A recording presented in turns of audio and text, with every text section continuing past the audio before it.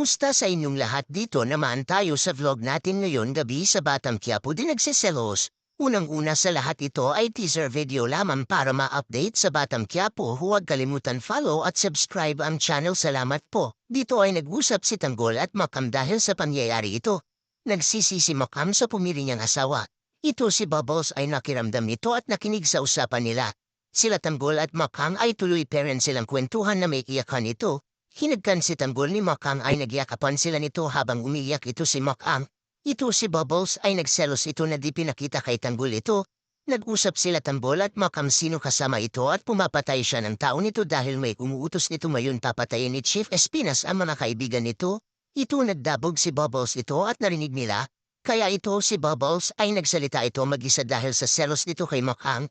Ito si Makam ay umiyak sa harap na Tanggol nito at sinabi lahat ang naramdaman nito. Si Tanggol ay pumunta kay Bubbles nito sa